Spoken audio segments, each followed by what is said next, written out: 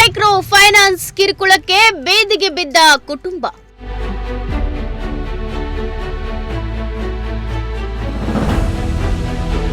ಮನೆಗೆ ಬೇಗ ಜಡಿದ ಕಾರಣ ಬ್ಯಾಂಕ್ ಮುಂದೆ ಪ್ರತಿಭಟನೆ.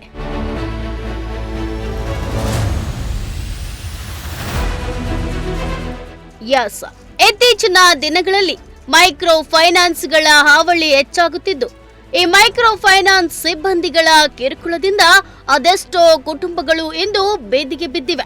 ಇನ್ನಷ್ಟು ಕುಟುಂಬಗಳು ಕಿರುಕುಳ ತಾಳಲಾರದೆ ಮರ್ಯಾದೆಗೆ ಅಂಜಿ ಆತ್ಮಹತ್ಯೆ ಕೂಡ ಮಾಡಿಕೊಂಡಿವೆ. ಇತ್ತ ಸಿಎಂ ಸಿದ್ದರಾಮಯ್ಯನವರು ಕೂಡ ಮೈಕ್ರೋ ಫೈನಾನ್ಸ್ಗಳ ಹಾವಳಿಗೆ ಕಡಿವಾಣ ಹಾಕಬೇಕೆಂದು ಆಯಾ ಜಿಲ್ಲೆಯ ಜಿಲ್ಲಾಧಿಕಾರಿಗಳಿಗೆ ಖಡಕ್ ಸೂಚನೆಯನ್ನ ನೀಡಿದರು. ಪ್ರತಿ ಜಿಲ್ಲೆಗಳಲ್ಲಿಯೂ ಕೂಡ ಜಿಲ್ಲಾಧಿಕಾರಿಗಳು ಮೈಕ್ರೋ ಫೈನಾನ್ಸ್ಗಳ ಜೊತೆ ಮೀಟಿಂಗ್ ಮಾಡಿ ಸಾಲ ಪಡೆದವರ ಮನೆ ಬಳಿ ಹೋಗಿ ಗಲಾಟೆ, ದೌರ್ಜನ್ಯ, ಮನೆಗಳಿಗೆ ಬೀಗ ಹಾಕುವುದು ಮಾಡಬಾರದೆಂದು ಖಡಕ್ ಎಚ್ಚರಿಕೆಯನ್ನ ನೀಡಿತ್ತು. ಆದ್ರೆ ಅದ್ಯಾಕೋ ಮೈಕ್ರೋ ಫೈನಾನ್ಸ್ ಕಂಪನಿಗಳ ದೌರ್ಜನ್ಯ ಇನ್ನೂ ತಪ್ಪಿಲ್ಲ. ಇತ್ತ ಶಿರಾ ತಾಲೂಕಿನಲ್ಲಿ ಇಂಥದ್ದೇ ಮೈಕ್ರೋ ಫೈನಾನ್ಸ್ ಕಂಪನಿಯೊಂದು ರೈತರ ಮನೆಗೆ ಬೇಗ ಜಡಿದಿದೆ. ಇತ್ತ ಮನೆ ಇಲ್ಲದೆ ರೈತ ಕುಟುಂಬ ಕಂಪನಿಯ ಕಚೇರಿ ಮುಂದೆ ಕುಳಿತು ತಮಗೆ ನ್ಯಾಯ ಕೊಡಿಸಿ, ಇಲ್ಲವಾದ್ರೆ ನಾವು ವಿಷ ಕುಡಿದು ಸಾಯ್ತೇವೆಂದು ಗೋಳಿಡುತ್ತಿದ್ದಾರೆ.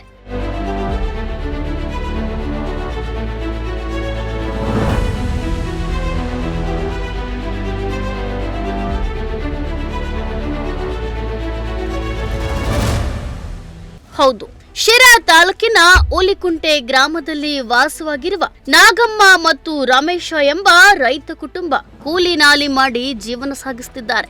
ಹಲವು ಸಮಸ್ಯೆ ಇದ್ದ ಕಾರಣ ಶಿರಾ ನಗರದ ಇಕ್ವಿಟಾಸ್ ಅನ್ನೋ ಫೈನಾನ್ಸ್ ಕಂಪನಿಯಿಂದ 2 ಲಕ್ಷ ಹಣವನ್ನ ಸಾಲವಾಗಿ ಪಡೆದಿದ್ರು. ಈ ಹಣದಲ್ಲಿ ಈಗಾಗಲೇ 1 ಲಕ್ಷ ಹಣವನ್ನ ತೀರಿಸಿದ್ದಾರೆ. ಆದ್ರೆ ಉಳಿದ ಹಣವನ್ನ ಸಕಾಲಕ್ಕೆ ಕಟ್ಟಿಲ್ಲವೆಂದು ಮನೆಗೆ ಬೇಗ ಜಡಿದಿದ್ದಾರೆ.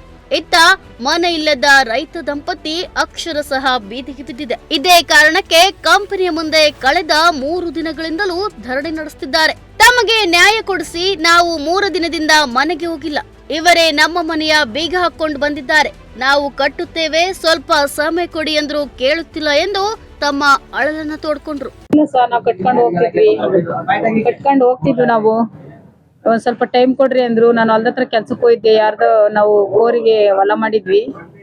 ಅವರು ಔಷಧಿ ಹೊಡೆಯನಂತ ಬಂದ್ಬಿಟ್ರೆ, ದಿಢೀರ್ ಅಂತ ಬಂದ್ಬಿಟ್ಟು ನಮ್ಗೆ ಈ ತರ ಲಾಕ್ ಮಾಡ್ಬಿಟ್ಟು ಬೀದಿಗೆ ಹಾಕ್ಬಿಟ್ಟು 3 ದಿವಸ ಆಯ್ತು. ಊಟ ಇಲ್ಲ, ನೀರಿಲ್ಲ, ಏನಿಲ್ಲ. ಮಳೆ ಬಂದೈತೆ, ರಾತ್ರಿ ಎಲ್ಲ ಹೊರಗಡೆ ಬಿತ್ಕೊಂಡಿದ್ದೀವಿ.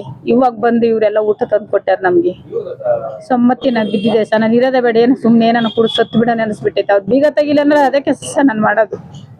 ಅವ್ರ ಋಣ ತೀರಿಸ್ತೀನಿ, ನಾನು ಇಲ್ಲ ಅಂತ ಹೇಳಲ್ಲ. ನಂಗೆ ಟೈಮ್ ಕೊಡ್ಬೇಕು, 1-3 ತಿಂಗಳು ಟೈಮ್ ಕೊಡ್ಲಿ, ತೀರಿಸ್ತೀನಿ. ನನ್ ಕಡಿಮೆ ಹಾಕೊಡ್ಬೇಕು ಸರ್. ನನ್ನ ಹತ್ರ ಏನಿಲ್ಲ, ನಾವು ಕೂಲಿ ಮಾಡ್ಕೊಂಡು ಬಂದು ನಮ್ಗೆ ಹೊಲ ಇಲ್ಲ, ಮನೆ ಇಲ್ಲ ಸರ್. ನಮ್ ಇರೋದೊಂದಿಟ್ಟು ಮನೇನು ಬೀಗ ಹಾಕ ಬಂದ್ರೆ ನಾವ್ ಎಲ್ಲಿರಂಗ್ ಹೇಳ್ರಿ ಸರ್. ಇಲ್ಲ ಸರ್, ನಮ್ಗೆ ಏನಿಲ್ಲ ಸರ್. ನಾವು ಕೂಲಿ ಮಾಡ್ಕೊಂಡು ಜೀವನ ಮಾಡೋರು. ನನ್ಗೇನಿಲ್ಲ. ನನ್ಗೆ ಯಾರ್ದೋ ಬೇರೆಯವ್ರದ್ದು ಮಾಡಿದ್ವಿ ಸರ್. ಎಲ್ಲ ಔಷಧಿ ಎಲ್ಲ ಅಲ್ಲೇ ಬಿದ್ದೈತೆ ಸರ್. ಔಷಧಿ ಎಲ್ಲ ಅಲ್ಲೇ ಐತೆ, ಮಿಷಿನ್ ಎಲ್ಲ ಹೊರಗಡೆನೆ ಬಿದ್ದೈತೆ. ಏನು ಬಟ್ಟೆನಿಲ್ಲ, ಏನಿಲ್ಲ, ಏನು ತಕೊಂಬಕು ನಮ್ಗೆ ಬಿಡ್ಲೇ ಇಲ್ಲ. ಇಲ್ಲ ಸರ್, ನಮ್ದು ಹೊಲಪಲ್ ಏನಿಲ್ಲ, ಕೂಲಿ ಮಾಡ್ಕೊಂಡು ಹೋಗ್ತೀವಿ ಸರ್. 60,000-70,000 ಬಂಡವಾಳ ಹಾಕಿದ್ವಿ. ಯಾರ್ದ ಹಿಂಗೆ ಇರೋ ಅಂತದ್ದು ಕಾಂಟ್ರಾಕ್ಟ್ಗೆ ಮಾಡ್ಕೊಂಡಿದ್ವಿ. ಇವಾಗ ಅವ್ರಿಗರ್ಧ ನಮ್ಗರ್ಧ ಭಾಗ ಮಾಡಿದೀವಿ. ಅವ್ರೇನೋ ಬಿಡು ಮಾಡ್ಕೊಂಡು ಉಮ್ಲಿ, ಬಡವ್ರು ಅಂತ ಕೊಟ್ಟೇರೆ. ಕಟ್ತೀನಿ, ನಂಗೆ ಟೈಮ್ ಕೊಡ್ಬೇಕು ಸರ್. ನನ್ಗೆ ಈಗಲೇ ಕಟ್ಟಿ ಅಂದ್ರೆ ನಾನು ಈಗಿಲ್ಲ ಸರ್ ಕಟ್ಟಕ್ಕೆ. ಈಗಿಲ್ಲ ನನ್ನ ಹತ್ರ. 3 ತಿಂಗಳು ಟೈಮ್ ಕೊಡ್ಲಿ. 3 ತಿಂಗಳು ಟೈಮ್ ಕೊಡ್ಲಿ. ನಾನೇನೋ ಈ ನನ್ನ ಅವಸ್ಥೆ ಏನಾಯ್ತು ಇಲ್ಲ ಸರ್, ಅದ್ರೊಳಗಿಲ್ಲ. 3 ತಿಂಗಳು ಮೇಲ್ಪಟ್ಟೆ ಸರ್ ನಾನು ಕಟ್ಟೋದು. 3 ತಿಂಗಳು ಟೈಮ್ ಕೊಡ್ಬೇಕು, ನಾನು ಕಟ್ತೀನಿ. ಅವಾಗ ನನ್ನ ಕೈಲಿ 3 ತಿಂಗಳ ತನಕ ಆಗಲ್ಲ ಸರ್. ಒಂದೇ ಸತಿನೇ ಆಗ್ಲಿ ಸರ್. 3 ತಿಂಗಳು ಟೈಮ್ ಕೊಡ್ಲಿ, ಸೆಟಲ್ಮೆಂಟ್ ಮಾಡಿಸ್ತೀನಿ ಸರ್. 3 ತಿಂಗಳು ಕೊಡ್ಬೇಕು. ಒಂದೇ ಸತಿನ ಮಾಡಿಸ್ತೀನಿ. ಹಂಗೆ ಮಾಡ್ಕೊಟ್ರಿ ಸರ್. ಒಂದೇ ಪಟ್ಟು ಅಂದ್ರೆ ಅರ್ಜೆಂಟ್ ಸಿಗ್ಬೇಕ ಸರ್. ಒಂದ್ ಪಾಪ ಹುಟ್ಟಿದಂಗೆ ದೊಡ್ಡದಾಗತ್ತೆ ಸರ್. ಅದಕ್ಕೂ ಒಂದ್ ಸ್ವಲ್ಪ ಬೆಳವಣಿಗೆ ಕಾಲ್ ಹಿಡ್ಕೊಂಡ್ ಬೇಡಿದ್ದೀನಿ ಸರ್. ಅಡ್ಗೆ ಮಾಡ್ಕೊಂಡು ಮತ್ತೆ ಇದನ್ನ ಬಿಡ್ರಿ ಅಂದ್ರು ಬಿಡ್ಲಿಲ್ಲ ಸರ್. ಅವ್ರು ನೆನೆ ದಿನ 3 ದಿವಸ ಎಷ್ಟು ವರ್ಷ ಬರಕ್ಕೆ ಮುಂದೆ ತಾಣಿದ್ದು. ಕೊರೋನಾ ಬಂದು ಅವಾಗ ಒಂದ್ ಸ್ವಲ್ಪ ದಿನ ನಿಲ್ಸಿದ್ರಲ್ಲ ಕಟ್ಟಿಸ್ಕೊಂಡ್. ಅದಾದ್ಮೇಲೆ ನಾ ಕಟ್ಟಕ್ ಬಂದಿದ್ದೆ. ಈ ಪ್ರಕಾಶ್ ಅಮ್ಮನು ಅವಾಗ 4 ತಿಂಗಳು ಕಟ್ಬೇಕಾಯ್ತಪ್ಪ ಅಂದ. ಅವಾಗ ನಾನು 4 ತಿಂಗಳಾಗಲ್ಲ 2 ತಿಂಗಳು ಕಟ್ತೀನಿ ಅಂತ ಕಟ್ಟಿಸ್ಕೊಂಬಲ್ಲ ಅಂತ ಅವರೇ ವಾಪಸ್ ಮಾಡಿದ್ರು. ಅವಾಗ ಅವ್ರು ಬರ್ಲಿಲ್ಲ, ನಾನು ಕಟ್ಟಿ ಈ ಸಡನ್ ನಮ್ಮಂಗ್ ಬಂದು ಈ ತರ ಮಾಡಿ ಬಂದರು. ಅವತ್ತಿಂದ ಕಟ್ಟಿಲ್ಲ 1 ಲಕ್ಷ. ನನ್ನ ಅಕೌಂಟ್ ನಲ್ಲೇ ಕಟ್ಟಾಗತ್ತೆ 1.5. ಅವರು ಬಡ್ಡಿ ಚಕ್ಕರ್ ಬಡ್ಡಿ ಹಾಕಿ ಇಷ್ಟೊಂದು ಮಾಡ್ಯಾರ ಸರ್ 2 ಲಕ್ಷನ. ಒಟ್ಟು 1.5 ಕೊಟ್ಟಿದ್ರು. ಅದಕ್ಕೆ ಇನ್ಸೂರೆನ್ಸ್ ಅಂತ ಇಟ್ಕೊಂತಾರೆ. ಇನ್ಸೂರೆನ್ಸ್ ಬೇರೆ ಮಾಡಿದ್ದಾರೆ.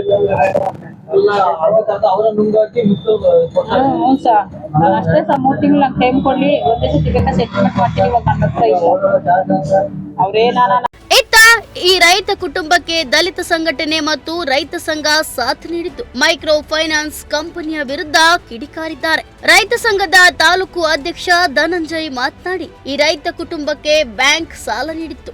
ಆದ್ರೆ ಆ ಕುಟುಂಬ 1 ಲಕ್ಷ ಸಾಲ ತೀರಿಸಿದೆ. ಇದೇ ಕಾರಣಕ್ಕೆ ಬ್ಯಾಂಕ್ನವರು ರೈತ ದಂಪತಿ ಮನೆಗೆ ಬೇಗವನ್ನ ಹಾಕಿದ್ದಾರೆ. ಕೂಡಲೇ ಬ್ಯಾಂಕ್ ಅಧಿಕಾರಿಗಳು ಮನೆಗೆ ಹಾಕಿರುವ ಬೇಗವನ್ನ ತೆರವುಗೊಳಿಸಬೇಕು, ಇಲ್ಲವಾದಲ್ಲಿ ಉಗ್ರ ಹೋರಾಟ ಮಾಡುವುದಾಗಿ ಎಚ್ಚರಿಸಿದರು. ಕರ್ನಾಟಕ ರಾಜ್ಯ ರೈತ ಸಂಘಕ್ಕೆ, ರೈತ ಚಳವಳಿಗೆ ಏನೇ ಬರಲಿ ಈಕ್ವಿಟಸ್ ಬ್ಯಾಂಕಿಗೆ, ಈಕ್ವಿಟಸ್ ಬ್ಯಾಂಕಿನ ನಡೆಗೆ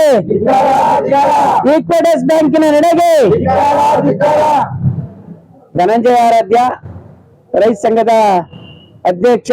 ಇವತ್ತು ಸಿರಾ ತಾಲೂಕಿನ ದೊಡ್ಡಲುಕುಂಟೆ ಗ್ರಾಮದ ರಮೇಶ್ ನಾಗಮ್ಮ ಅನ್ನುವಂತ ರೈತರ ಮನೆಯನ್ನ ಏನು ಬ್ಯಾಂಕ್ನವರು ಕೋರ್ಟಿನ ಆದೇಶದ ಮುಖಾಂತರ ಸೀಸ್ ಮಾಡಿದ್ದಾರೆ. ಕಳೆದ 2 ದಿನಗಳಿಂದ ಅವರನ್ನ ಮನೆಯಿಂದ ಹೊರ ಹಾಕಿದ್ದಾರೆ. ಇವತ್ತು ರೈತ ಕುಟುಂಬ ಮನೆಯಿಂದ ಹೊರಗೆ ಬಿದ್ದಿದೆ, ಬೀದಿಗೆ ಬಿದ್ದಿದೆ. ಇಂಥ ಒಂದು ಪರಿಸ್ಥಿತಿಯನ್ನ ಈ ಬ್ಯಾಂಕ್ಗಳು ನಿರ್ಮಾಣ ಮಾಡಿದ್ರೆ ಹೇಗೆ ರೈತರು ಬದುಕುವಂತದ್ದು, ಕಾರ್ಮಿಕರು ಹೇಗೆ ಬದುಕುವಂತದ್ದು, ಇದನ್ನ ನಾವು ಖಂಡನೆ ಮಾಡ್ತೀವಿ. ಈ ಕೂಡಲೇ ಬ್ಯಾಂಕ್ ಏನು ರೈತರ ಮನೆಗೆ ನೋಟಿಸ್ ಅನ್ನ ಅಂಟಿಸಿ ಸೀಸ್ ಮಾಡಿದೆ, ಅದನ್ನ ಕೂಡಲೇ ತೆರವು ಮಾಡಿ ರೈತರ ಕುಟುಂಬವನ್ನ ಮನೆ ಒಳಗಡೆ ಬಿಡುವಂತ ಕೆಲಸವನ್ನ ಬ್ಯಾಂಕ್ಗಳು ಮಾಡಬೇಕು ಅಂತ ಹೇಳಿ ಅನಿರ್ದಿಷ್ಟ ಕಾಲದ ಅಹೋರಾತ್ರಿ ಧರಣಿ ಸತ್ಯಾಗ್ರಹವನ್ನ ಇವತ್ತು ನಾವು ಪ್ರಾರಂಭ ಮಾಡ್ತಾ ಇದ್ದೀವಿ. ಈ ಕೂಡಲೇ ಬ್ಯಾಂಕು ಎಚ್ಚೆತ್ತು ರೈತರಿಗೆ ಏನು ಈಗ ತೊಂದರೆ ಕೊಡ್ತಾ ಇದೆ ಅದು ನಿಲ್ಲಬೇಕು. ಇಡೀ ರೈತರು ಬಹಳ ಸಂಕಷ್ಟದಲ್ಲಿದ್ದಾರೆ. ಇವತ್ತು ಸಕಾಲಕ್ಕೆ ಮಳೆ ಇಲ್ಲದೆ ಸಕಾಲಕ್ಕೆ ಸಾಲವನ್ನ ಕಟ್ಟಲಿಕ್ಕೆ ಆಗದೆ ತೊಂದರೆ ಅನುಭವಿಸ್ತಿದ್ದಾರೆ. ಇಂಥ ಒಂದು ಪರಿಸ್ಥಿತಿನಲ್ಲಿ ಇವರು ರೈತರನ್ನ ಬದುಕಕ್ಕೆ ಬಿಡದಂಗೆ ಮನೆಯಿಂದ ಹೊರ ಹಾಕಿರೋ ಅಂತದ್ದು ಅಂದ್ರೆ ಇದು ಮಾನವೀಯತೆ ಇರೋ ಅಂತ ಯಾರೂ ಮಾಡೋ ಅಂತದ್ದಲ್ಲ.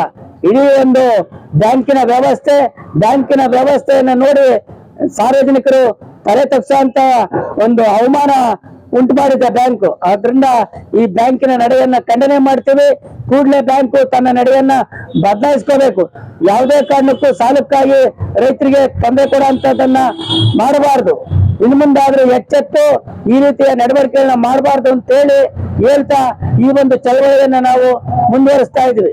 ಇನ್ನ ದಲಿತ ಮುಖಂಡ ಮಾತನಾಡಿ, ಈ ಬಡ ಕುಟುಂಬವು ಕೂಲಿ ಮಾಡಿ ತಮ್ಮ ಜೀವನವನ್ನ ಸಾಗಿಸುತ್ತಿದೆ. ಸಾಲ ಪಡೆದಿರುವುದು ನಿಜ, ಆದ್ರೆ ಅದರಲ್ಲಿ 1 ಲಕ್ಷ ಹಣವನ್ನ ಹಿಂದಿರುಗಿಸಿದೆ. ಬಾಕಿ ಹಣವನ್ನ ಕಟ್ಟುತ್ತೇವೆ ಎಂದು ಕೂಡ ಹೇಳಿದೆ. ಆದ್ರೆ ಈ ಬ್ಯಾಂಕ್ನವರು ಅವರ ಮನೆಗೆ ಬೇಗ ಜೋಡಿಸಿದ್ದಾರೆ. ಈಗ ಈ ಕುಟುಂಬ ಬೀದಿಗೆ ಬಿದ್ದಿದೆ. ಕೂಡಲೇ ಅಧಿಕಾರಿಗಳು ಅವರ ನೋವಿಗೆ ಸ್ಪಂದಿಸಬೇಕು, ಇಲ್ಲವಾದಲ್ಲಿ ಮುಂದೆ ಆಗುವ ಅನಾಹುತಕ್ಕೆ ನೀವೇ ಹೊಣೆಗಾರರಾಗುತ್ತೀರಿ ಎಂದರು.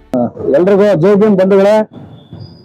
ಏನು ಶಿರಾ ನಗರದಲ್ಲಿ ವಿಕಾಟಸ್ ಅಂತಕ್ಕಂಥ ಒಂದು ಖಾಸಗಿ ಬ್ಯಾಂಕು ಗೃಹ ಸಾಲವನ್ನು ಕೊಟ್ಟು ದಲಿತರಿಗೆ, ರೈತರಿಗೆ ಮಾನಸಿಕವಾಗಿ, ದೈಹಿಕವಾಗಿ ಹಿಂಸೆ ಕೊಟ್ಟು ದೌರ್ಜನ್ಯ ದಬ್ಬಾಳಿಕೆಯನ್ನು ಮಾಡಿ ಈಗಿನ ಅವರ ಮನೆಯಿಂದ ಆಚೆ ಎಳೆದು ಹೊರಗಾಕಿ ಸೀಜ್ ಮಾಡಿಸ್ತಕ್ಕಂಥ ಕೆಲಸವನ್ನ ಮಾಡಿದ್ದಾರೆ.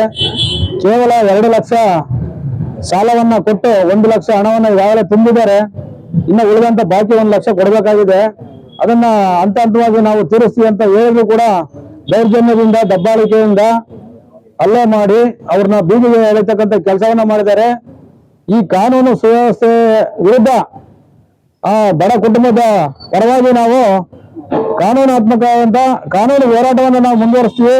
ಒಂದು ವೇಳೆ ಅವ್ರಿಗೆ ನ್ಯಾಯ ಸಿಕ್ಕಿಲ್ಲ ಅಂತಂದ್ರೆ ಉಗ್ರವಾದಂತ ಹೋರಾಟವನ್ನ ಮಾಡ್ಲಿಕ್ಕೆ ನಾವು ಕೂಡ ಸಿದ್ಧರಾಗಿದ್ದೀವಿ.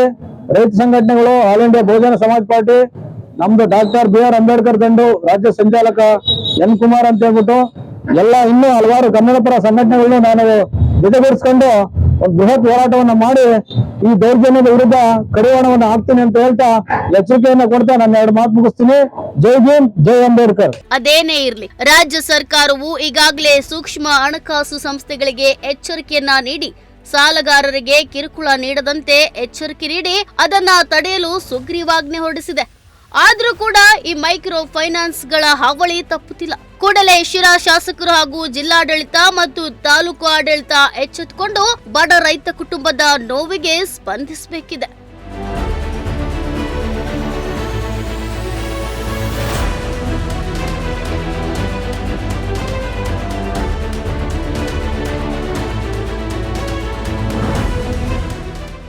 ಶ್ರೀಮಂತ್, ಪ್ರಜಾಶಕ್ತಿ ಟಿವಿ, ಶಿರಾ.